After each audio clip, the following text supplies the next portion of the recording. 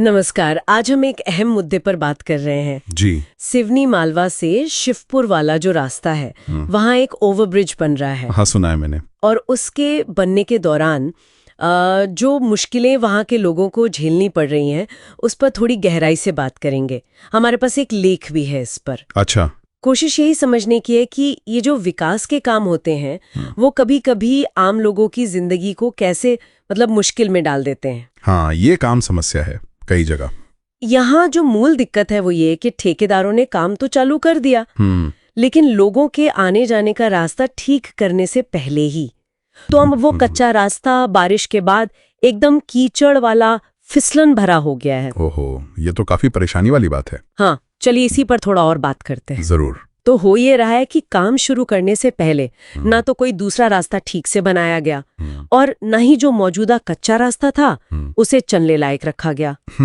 अब हालत ये है कि थोड़ी सी बारिश होती है और वो रास्ता पूरा दलदल जैसा हो जाता है। मतलब पैदल चलना भी मुश्किल। हाँ, लोग बता रहे हैं कि पैदल चलना तक दोभर है, गाड़ी ले जाना तो सोचिए ही मत।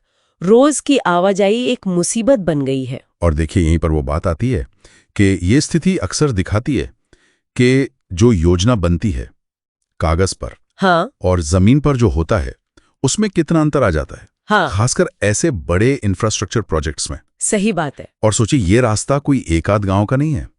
थुआ, झकलाए, म्याऊ गांव, चापटागरण, शिवपुर, कितने सारे गांव इससे जुड़े हैं। अच्छा, मतलब काफी बड़ी आबादी प्रभावित हो रही है। जी हाँ, इन सब गांव के लोग रोज इसी रास्ते पर निर्भर हैं।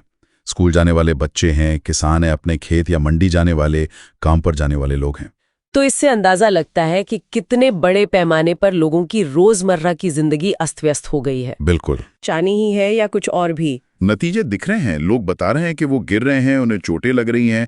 छोटी मोटी दुर्घटनाएं तो रोज की बात हो गई है वहाँ। अरे बाप रे। तो ये सिर्फ एक असुविधा वाली बात नहीं रह गई अब। नहीं, बिल्कुल नहीं। ये अब सीधे सीधे लोगों की सुरक्षा का सवाल बन गया है। हाँ, जब रोज लोग फिसल कर गिर रहे हों तो ये तो एक गंभीर खतरा है ना। बिल्कुल। और इसी वजह से गांव वालों ने, शायद रेलवे विभाग से, लगता है ये प्रोजेक्ट रेलवे का है या उससे जुड़ा है। हाँ, ओवरब्रिज है तो हो सकता है। हाँ, तो उनसे गुहार लगाई है कि भाई इस रास्ते को फौरन ठीक किया जाए। वो किसी बड़ी दुर्घटना का इंतजार नहीं करना चाहते होंगे, जाहिर है। कौन करना चाहेगा। और देखिए, सोचने वाली बात यह है कि आम तौर पर ऐसे प्रोजेक्ट्स में ये एक बुनियादी जरूरत होती है कि आप या तो कोई वैकल्पिक रास्ता दें या कम से कम जो रास्ता है उसे चलने लायक बनाए रखें। हाँ, ये तो होना ही चाहिए। पर यहाँ ऐसा क्यों नहीं हुआ, ये सवाल उठता है।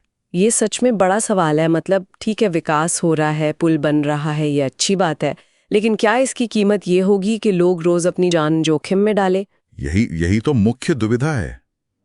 और यहाँ बात आती है कोऑर्डिनेशन की, निगरानी की। क्या ठेकेदार पर सही से नजर रखी जा रही है? क्या रेलवे और दूसरे जो भी विभाग इससे जुड़े हैं उनमें आपस में तालमेल है? ये घटना सिर्फ एक सड़क की बुरी हालत नहीं दिखाती। नहीं, ये तो पूरी व्यवस्था पर सवाल उठाती है। बिल्कुल। ये सवाल खड़ा करती है कि जब हम विकास की योजना बनाते हैं तो उसमें आम नागरिक की जरूरतें, उसकी सुरक्षा कितनी अहमियत रखती है। और खासकर तब जब काम चल रहा हो। काम पूरा होने तक लोग कैसे जिएंगे, कैसे चलेंगे, इसकी जिम्मेदारी कौन लेगा? सही कहा आपने। इसकी जिम्मेदारी किसकी है? तो कुल मिलाकर ये मामला साफ दिखाता है कि अगर प्लानिंग और मैनेजमेंट ठीक ना हो, हाँ, अगर जमीनी हकीकत को नजरअंदाज किया जाए तो विकास का काम भी लोगों के लिए तुरंत एक बड़ी मुसीबत बन सकता है। उनकी रोज की जिंदगी, उनकी सुरक्षा, सब पर असर पड़ता है। निश्चित रूप से ये वही तनाव है जो हम अक्सर देखते हैं। विकास की बड़ी तस्वीर और उसको जमीन पर उतारने की चुनौतियां, और उन चुनौतियों का असर आम लोगों पर। हाँ, एक तरफ हमें भविष्य के लिए बेहतर सुविधाएं चाहिए, पुल चाहिए, सड़कें चाहिए, लेकिन दूसरी तरफ उस निर्माण के दौरान आज को कैसे सुरक्षित और आसान बनाए रखें, ये चुनौती है। तो अब इस खास सड़क को ठीक करने की जरूरत तो है ही, वो तो तुरंत होनी चाहिए। हाँ, वो तो पहली प्राथमिकता होनी चाहिए। लेकिन इससे आगे बढ़कर हमें ये सोचना होगा कि भविष्य में ऐसा ना हो। हम ये कैसे पक्का कर सकते हैं कि जब भी कोई बड़ा निर्माण कार्य हो तो उस दौरान लोगों की जिंदगी कम से कम प्रभावित हो और उनकी सुरक्षा का पूरा ध्यान रखा जाए। बिल्कुल।